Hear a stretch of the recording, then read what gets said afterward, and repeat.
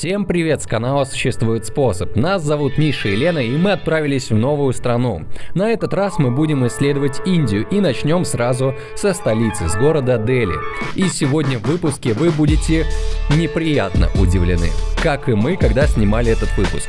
Ведь то, что творится в Дели, невозможно описать словами. Поэтому просто приготовьтесь получить порцию трэша из сердца Индии. Как живут люди, чем питаются, где работают и насколько нас хватило в этом городе и куда мы из него сбежали. Знаем, что непривычно слышать такое с нашего канала, но такова правда. Поехали!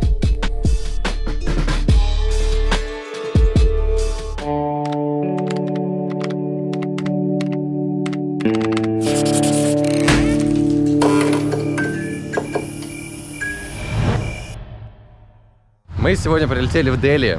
Вот, и сейчас наша первая прогулка, собственно, наши первые кадры, наши первые эмоции. Сейчас пройдемся немножечко, покажем вообще, что, как здесь выглядит. У меня, кстати, все еще такие же флешбеки, как в Вьетнаме. Да? Кстати, после Афганистана мы пришли к выводу с Леной, что... Здесь очень спокойно. Да, здесь ничего такого необычного. Те же самые тук-туки ездят, та же самая движуха, все сигналят. Ну, по сути, типа, как-то слишком похоже все это. Улицы, кстати, реально очень колоритные. Смотрите, какие узенькие, небольшие пролеты между домами. И здесь, на самом деле, мы сейчас поняли, что машинам очень тяжело разъезжаться. И лучший вариант транспорта — это все-таки мотоциклы здесь.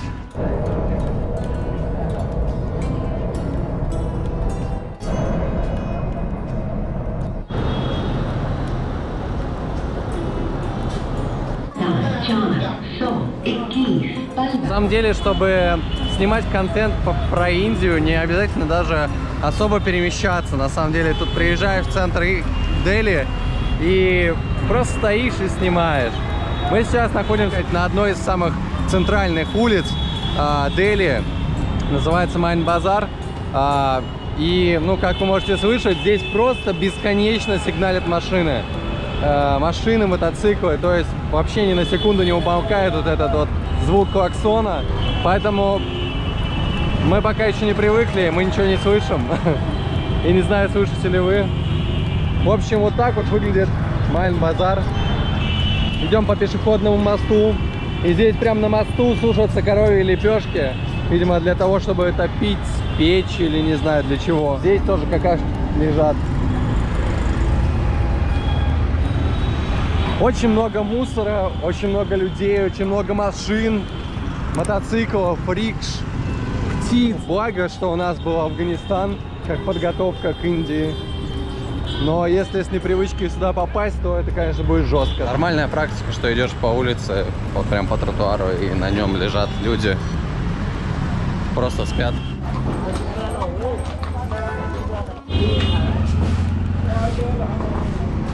Что бы это могло быть? Интересно. И монтаж зданий происходит вон там вот сзади. Ребята просто кувалдами молотят пол, на котором и сами же и стоят. Какой-то, видимо, тусовочный район, потому что вон какие-то граффити здесь, наверное, да, живая музыка здесь исполняется. Ну и видно, что райончик какой-то из центральных, где постоянно отдыхают туристы, гуляют. Ну и чтобы вы понимали просто количество мусора, который здесь находится на улицах. Вот здесь вот люди занимаются тем, что перебирают его. Видимо, пластик отдельно, что-то там еще отдельно. Но вот такие вот кучи, в которых возятся люди, возятся собаки. Выглядит жестко. Ну и, естественно, мы уже перестаем замечать то, что на дороге, на тротуаре там куча всяких фантиков, оберток. Это вообще как само собой разумеющееся здесь.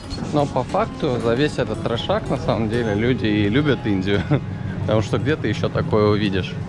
Чтобы, не знаю, там посреди улицы там, не знаю, рыбу жарили, там уже люди там, не знаю, там колеса там снимали, там ремонтировали, собаки бегали. Там. Максимальный трэш можно найти именно на улицах Дели. Мы находимся в непривычно тихом закоулке. здесь реально тишина. Здесь никто не сигналит, вы сами слышите, что было до и что есть сейчас. Не то чтобы мы с Леной какие-то нытики, но первое впечатление от Дели нас реально подавило. Постоянно перемешивающиеся запахи благовоний, мочи, смога и помоев создают своего рода непередаваемый контраст. Но и к этому можно привыкнуть. Нам потребовалось дня 2 или 3, но вот к чему ты действительно не можешь привыкнуть, так это к постоянной суете и назойливости местных жителей. Вот каждый наверняка бывал в мегаполисе, кто-то в нем вырос, и попробуйте вспомнить свои первые ощущения, свой первый раз, когда вы оказались в шумной толпе или в оживленном месте. И у кого-то, наверное, это даже вызвало страх. Так вот, если вы оказались в Дели, то можете помножить те первые чувства раз этак в 5. Больше всего утомляют желающие с тобой сфотографироваться и водителей тук-туков. Вторым абсолютно плевать, что тебе не нужно никуда ехать, что тебе осталось пара метров до пункта назначения. Они просто подрезают тебя, преграждая дорогу, с уверенностью, что тебе просто необходимо воспользоваться их услугами. Безумно сложно привыкнуть к левостороннему движению. У меня вчера вообще какой-то диссонанс в голове был. Это первая страна, в которой я увидел левостороннее движение. И по привычке начинаешь смотреть налево сначала, потом направо. А здесь надо наоборот. И мозг в какой-то момент вообще такой, типа, чё? Где я вообще нахожусь? Мы вот сейчас входим на территорию храма. Сейчас мы находимся возле храма Гурудвару Бангла Сабих. На его территорию нужно входить также, кстати, без обуви. Попросили разуться. И с головными уборами. То есть мужчины тоже повязывают платок. Я воспользовался просто кепкой, а Лена замоталась в свой платок. Народ приходит сюда, причем в большом количестве. Сидят, отдыхают. Кто-то идет в сам храм. Честно сказать, все, что происходило в храме, мы ничего не поняли. Мы просто прошли там по кругу. Снимать ничего не стали. Снимать здесь запрещают, поэтому я делаю это максимально аккуратненько. Идем мы сейчас по вот такому вот большому залу. Такие здесь коридоры, ограниченные колоннами и зачем-то пронумерованы. И все это находится по краям вот такого озера большого. Посмотри, там рыбы даже плавают. Вот здесь даже карпа плавает, красный. То, что внутри храма, сразу же отличается от того, что в целом в Дели. Короче, здесь даже есть переодевалки, раздевалки, чтобы люди могли снять одежду и окунуться в этом озере. Видимо, своего рода какое-то омовение. А вот так здесь выглядит строительный городок.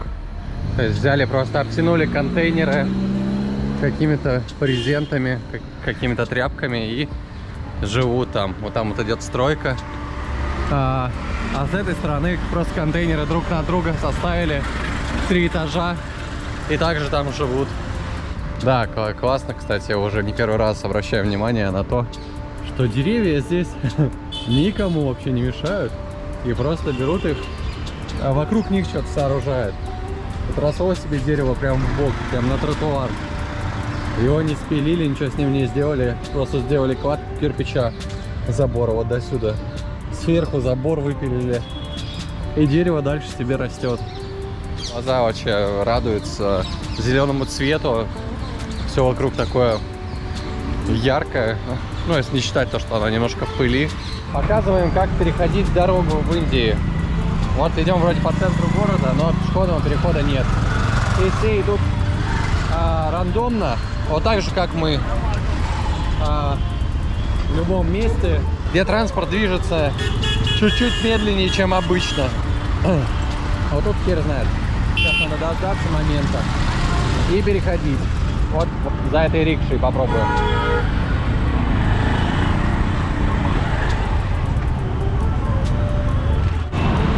Вот там вдалеке виднеется такой небольшой силуэт здания. Это президентский дворец.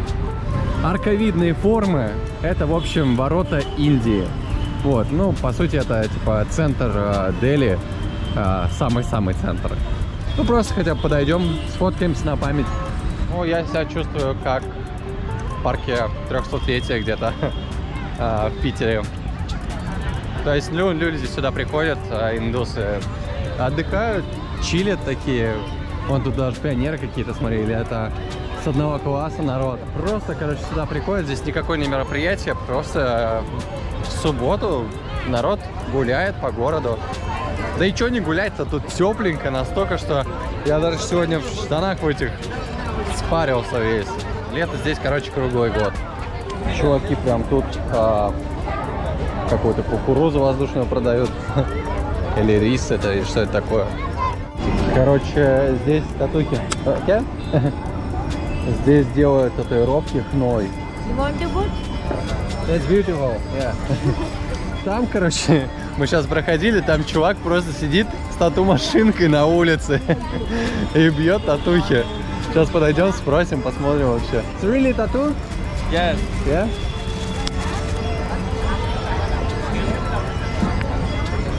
Да, чувак просто сидит и бьет татуировки просто на улице. То есть, чуваки, если вам делали где-то портак какой-то, то, наверное, там еще были хорошие условия, если вам где-то в гараже там били или у кого-то на квартире. Здесь просто на улице татуху. Здесь рядышком находится какой-то, да, то ли буддийский, то ли какой-то монастырь. Да, вот в этом монастыре там звуки слышны какие-то. Мы туда заходить не стали. Просто проходимся мимо, смотрим всякую сувенирку. Сегодня в одном монастыре мы уже были. Здесь, короче, часто жгут сандаловое дерево. Вот такой большой кусочек лежит, тлеет. И аромат от него просто нереальный, как от арома палочек, только он натуральный, естественный и сногсшибательный.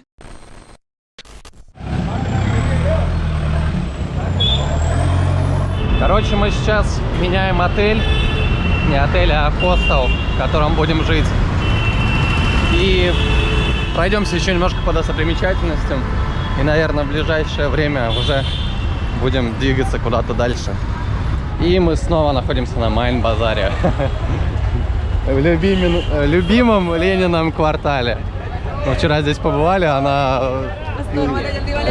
Я думал, у нее столбняк будет, вот она застынет вот так вот и будет стоять, не будет никуда двигаться. Только здесь даже нету мотоциклов и рикш. Вполне себе неплохо. Торгуют всем на свете. Наша задача сейчас хостел найти.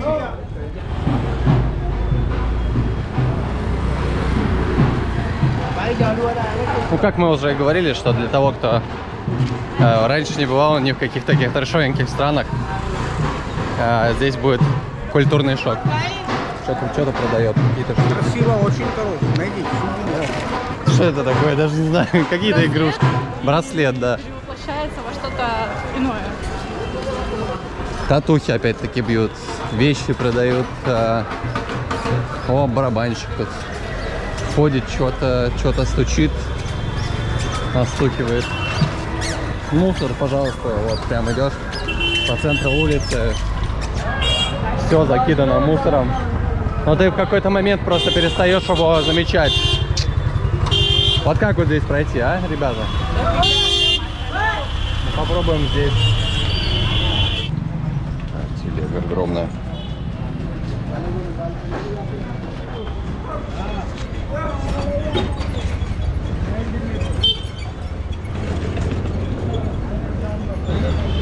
Мы, кстати, вчера видели, но сдалека только. Смотрите, здесь буйвол с горбом. Офигеть. Я таких вообще даже в книжках, не знаю, по зоологии не видел. Это видео не для того, чтобы его добавить в ролик, а для того, чтобы запомнить, где мы живем. Вот там вот за Леной. Вот в таком коридоре. Здесь зеленые стены, прямо вход. Здесь мотоциклы стоят. Travel India One Day. Значит, все, должны запомнить. Да, собственно, вот в таких вот лабиринтах располагаются все различные заведения. Да не только заведения, а типа, тут у людей какие-то производства. Вот здесь вот матрасы шьют. Кто-то здесь чай, кофе готовит, кто-то здесь просто живет. Здесь вот помойка, как обычно. Вот так вот выглядит метро в Дели. Это наземная станция, но бывают еще и подземные. Вот такие вот вагоны. Причем оно очень даже приличное. Типа, мне напоминает очень метро Кореи, потому что оно довольно безопасное, хорошо благоустроенное. Но очень большая проблема с разгрузкой потока людей. Работает всего одна касса для того, чтобы выдавать жетоны и билеты. И также не хватает мест на то, чтобы выйти из метро. И приходится стоять по несколько минут. Дедушке жетон провалился, но двери не открылись. Еще, кстати, непонятно для чего, но вот здесь вот сидят такие чуваки за щитами металлическими. Короче, видимо, охраняют вход в станцию метро. Вполне себе нормальное явление. Вот такие вот коровы, стоящие просто посреди дороги. Там ничего нету, по сути. Ну, вон там какой-то корм только валяется. Возможно, кто-то им приносит, их подкармливает. Но они стоят просто посреди шумной улицы. Вот тут кто-то спит. Вон там дедушка сидит, а тут, смотрите, какая статуя громадная.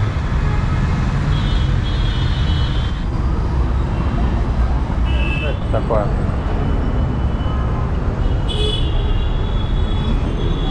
Окей. Нас куда-то ведут. Вот такой криповый вход в храм. Честно, не скажу, как храм называется. Но нам сейчас типа провели там экскурсию по какому-то подвалу, где нам повязали две вот эти вот херни за 200 рупий. Но ок. На самом деле мы просто не знаем правил, традиций и обычаев. И даже не знаем, как себя вести в таких храмах. Лена, ты же йог. Ты Ну, здесь не только йога, здесь очень много всего, и поэтому даже Лена теряется в догадках вообще, что здесь происходит. На секундочку, вот так вот выглядит Делийский парк. Вот там за забором, ну, чуть-чуть почище, но все равно куча мусора присутствует. Вот так вот, прогуливаясь по парку, мы натыкаемся еще на один какой-то заброшенный храм. Вход здесь, конечно, закрыт на замок. Тоже будка какая-то раньше сторожевая была. Лену опять растаскивает на фотографии. Все здесь в каких-то розовых цветах. А еще смотрите, насколько огромный здесь кактус. И они растут просто вот в парке. Он метра 4, наверное, реально. Обалдеть. Да, самый настоящий кактус. На выходе из этого парка можно наблюдать какую-то свалку мотоциклов, каких-то машин полуразбитых. Сейчас покажем вам местный локальный барбершоп. Вот так вот просто на улице ставишь табуреточку, зеркальце и принимаешь клиентов. Взял опасную бритву и погнал.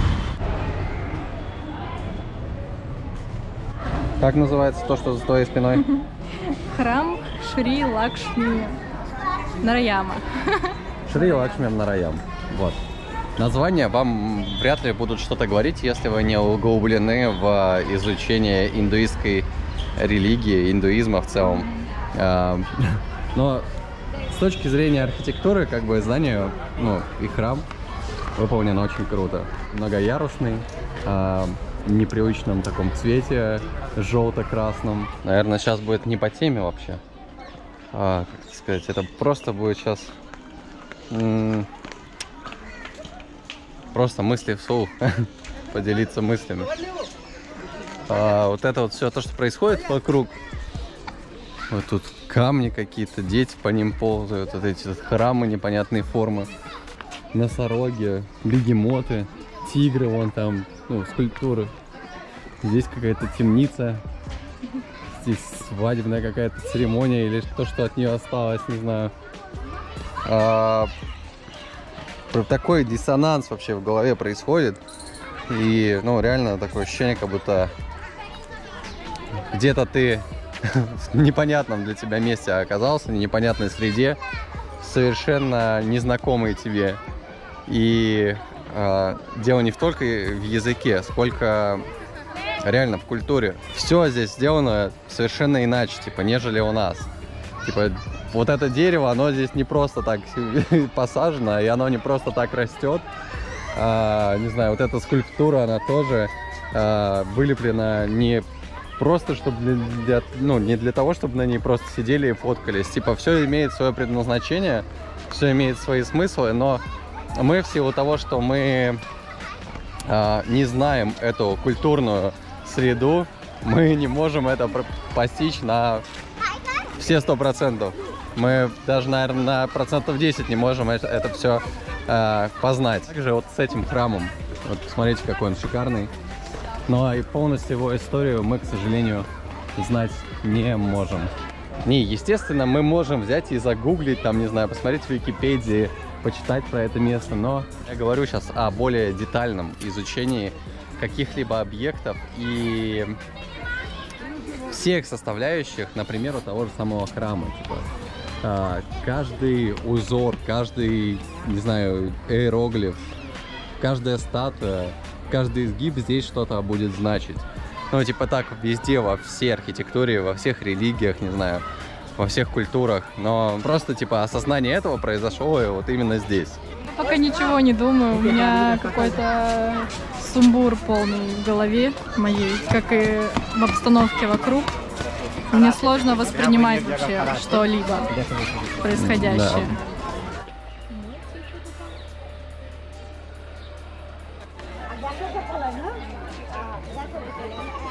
Да, вот гуляешь по Дели и повсюду видишь вот такие вот алтари, куда люди приносят какие-то свои ништячки, какие-то статуэтки, какие-то вкусняшки, не знаю, там горох или что это. Для чего? Чтобы молиться? И они на самом деле встречаются здесь вообще повсеместно. Вот идешь там, возле какого-то дерева могут быть, возле какого-то забора, просто повсеместно. Да, вот, пожалуйста, мы прошли там 5 метров, не знаю, новый алтарь, да. Вот это тут даже какой-то типа сундучок, в который кладут всякие ништяки. И еще интересный факт, это то, что, прогуливаясь по Дели, сложно заходить в какие-то дворы, потому что они будут, как правило, ограждены какими-то высокими заборами с колючей проволокой. В принципе, все районы здесь разграничены вот таким образом, что каждый квартал он имеет свой забор с колючей проволокой. Нет. А еще у вас постоянно будут доставать рикши. И не только рикши. С вами будут постоянно хотеть сфотографироваться, с вас захотят подвести, не знаю. Ну, всячески либо заработать на вас, либо просто, типа, заполучить фотки с вами. Вот, пожалуйста, район. Здесь забор, ворота. И вот там вот привет. И вот там вот подальше тоже будут ворота. Мне и Лене больше всего, конечно, понравились это запахи, которые тут можно чувствовать, прогуливаясь по Дели. Это на самом деле могут быть запахи какашек, не знаю, там писюнов, еще там чего-нибудь неприятного. Ну и ты проходишь там пару метров, и это могут быть какие-то благовония, сандаловое дерево, которое там тлеет, или ароматические палочки, или фруктами так классно пахнет. А потом опять там сменится на какой-нибудь запах помоев, не знаю, или сжженной резины. Страна контрастов, короче. Вот, пожалуйста, барбершоп. Hello. Тут же проходишь пару метров, тут помойка, велики какие-то старенькие. Но Лена уже привыкла. Просто в эти моменты не дышу. Да, здесь вот люди живут, бегают, играют, все у них хорошо. Девчонка вот бегает, крикет играет. Парень трубы закидывают, какие-то штуки. Здесь вещи сушат просто постиранные, или это продают, как думаешь? Облепляют. Понятно. Вон там чуваки жгут просто костер посреди улицы, в центре Дели. Это они сжигают мусор, избавляются от отходов, которые накопились за день. Если вы иностранный турист и вам нужно купить билет на индийский поезд, но вы не хотите заморачиваться покупкой билетов онлайн, регистрации и прочего, вам нужно прийти в туристический офис. Выглядит он вот так вот. Да, это внутри туристического офиса. Сейчас покажем, как он выглядит снаружи, и объясним, в чем сложность найти этот туристический офис. Потому что вы придете на вокзал, вам скажут, вы пришли не туда. И скажут, идите в туристический офис. И вы его хер найдете. Вы потратите на это, ну, как день минимум. И Вот так вот он выглядит за нашей вот спиной. за нашей спиной находится этот офис. Но самое сложное найти, короче, как это сказать, вход. Да. С улицы. То есть мы нашли вход совершенно случайно, просто увидели тут двух туристов, европейцев. Как ориентир, короче, да, можете использовать вот это вот дерево большое-большое. И вот как он выглядит, короче, с дороги. Вот если смотрите вот на меня, вот я показываю туда, вот там будет вокзал, железнодорожный вокзал. С той стороны хер знает, что будет. Если смотреть прямо, то там будет Майн-базар. То есть вы выходите с Майн-базара, поворачиваете направо, чуть-чуть проходите и упираетесь вот в такую вот табличку. Рядом с Майн-базаром продают такие вот интересные глиняные штуки лепные.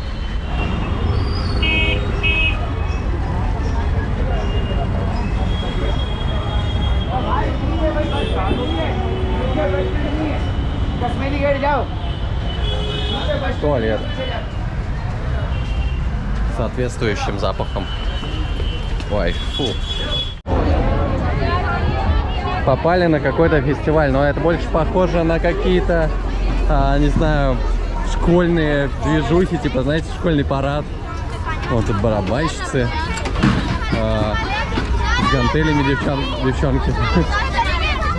Блин, кайфово, смотрите, они едут и поют, играют там на каких-то инструментах. Класс вообще. Ну, типа сопровождают этих школьников, судя по всему. Да, вон там тоже плакат какой-то несут. Какой-то праздник сегодня, да.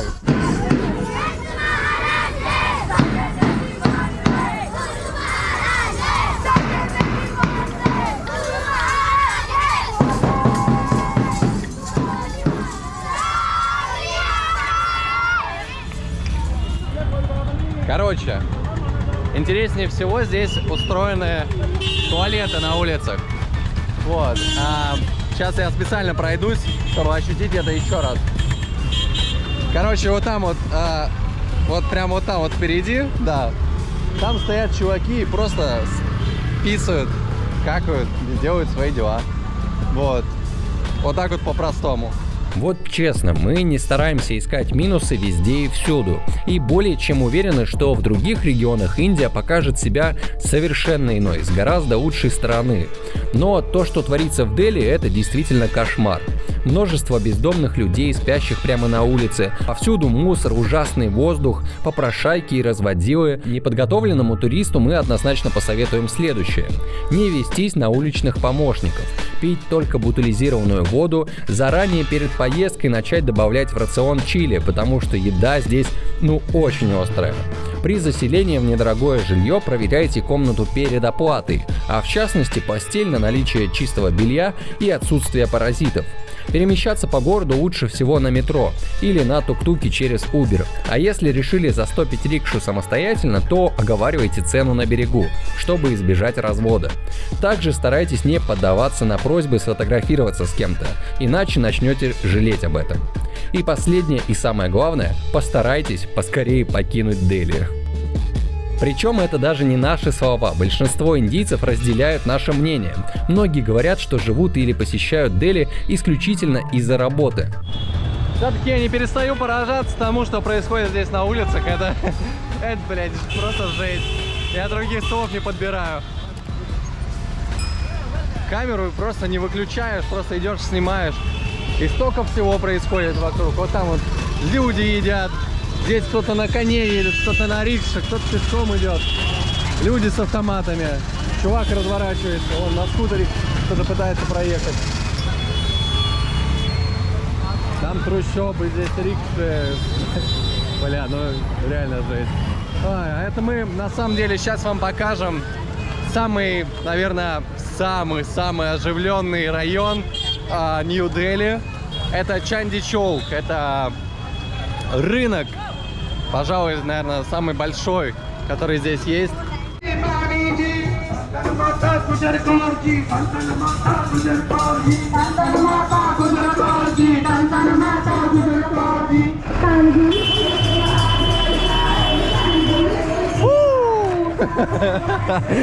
Леночка, как тебе? Это Индия, детка. Я начинаю привыкать, Лены еще пока что нет. Я теперь поняла, почему Денис захотел убежать на второй день в Непал. Да, наш товарищ прилетел в Индию, говорит, я тут побуду несколько дней. На следующий день не выдержал, уехал в Непал. Блин, он едет, вообще ему похер на все. Везет людей просто, жесть. Что происходит вообще?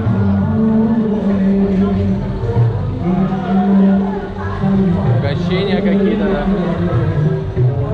Водители угощают.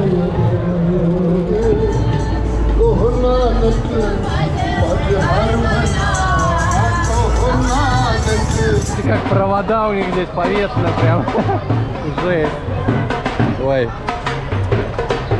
Просто спиной такой. Не, ребят, к Индии надо готовиться, я вам так скажу. Потому что это жестко.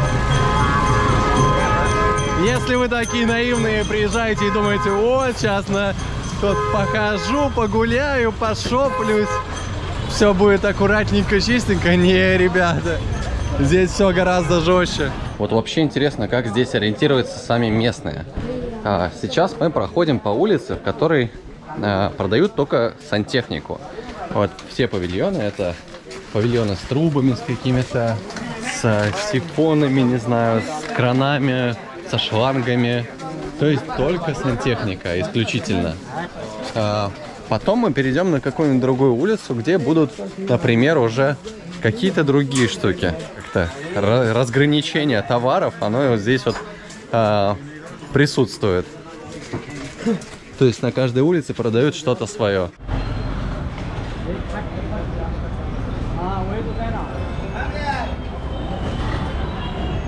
Ну, короче, вот так вот выглядит самая движовая улица Чанди-Чоук в Индии. На самом деле, тут даже в какие-то моменты сложно было достать камеру, чтобы поснимать, чтобы показать это все.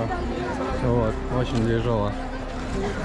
Страна очень густонаселенная, поэтому имеем вот такую картину. Вот еще несколько интересных фактов о Дели. Местное население общается на хинди, но в ходу более 20 разговорных языков. В письменности же преобладает английский, а в устной речи им мало кто пользуется. Мужчин в Дели намного больше, чем женщин, так как многие из них приезжают сюда со всех уголков Индии в поисках работы. С учетом пригородов в Дели живет около 27 миллионов человек. Получается, что здесь живет примерно в 1,5 раза больше людей, чем в той же Москве. И это только официальная статистика. Хотели зайти в Делийскую соборную мечеть, но не получилось. Потому что вход здесь платный. Даже просто на территорию. Не то, что в саму мечеть, а на территорию вот этой мечети можно попасть за 600 рупий на двоих, да. Причем он типа выцепил именно нас из толпы. Все заходили такие, ну, для иностранцев, видимо, такие прайсы. И мечеть-то, кстати, на самом-то деле заставлена вся лесами, там какие-то ремонтные работы идут. Вот, поэтому пойдем дальше, посмотрим Красный форт. При попытке увидеть Красный форт, одно из самых монументальных сооружений в Дели, мы потерпели фиаско, потому что в понедельник он не работает. Ну ничего, сейчас пойдем в храм, который находится напротив, через дорогу, посмотрим, что там. Ну, хоть Ред Форт был закрыт, зато храм, который был напротив, под названием Шри Дигамбар, он является открытым. И вроде как даже бесплатно можно сюда зайти.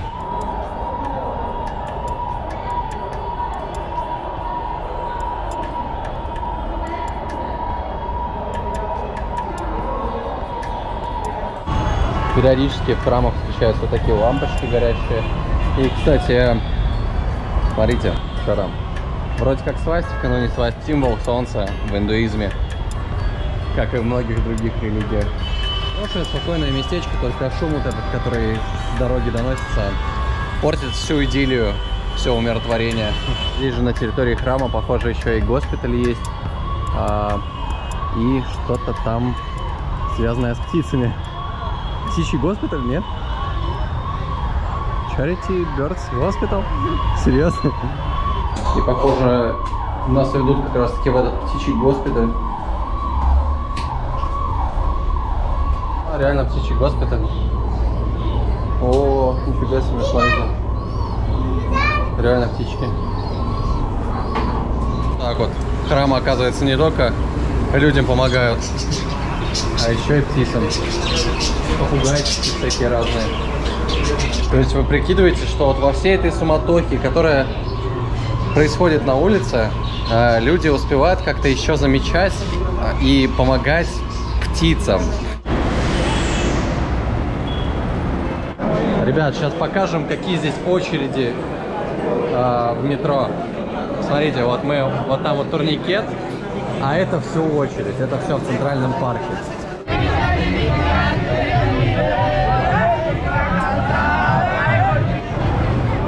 Короче, тот самый фестиваль, который мы видели сегодня днем, он переместился на улицу Майн-Базар, на какой-то фестиваль или что-то типа того. Вон машина какая узорчатая. Вся обсыпана чем-то. Вон там сверху ребята вообще по кайфу. Сидят такие, вот идут.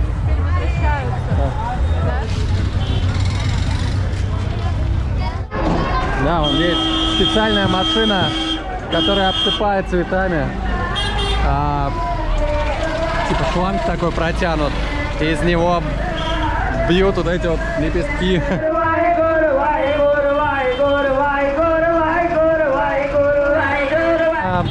Момент празднования каких-то движух в городе разворачивают тут такие палатки. Они могут быть совершенно разного цвета. Ну а суть какая? Их разворачивают и там ставят типа как полевую кухню, готовят и угощают всех нуждающихся.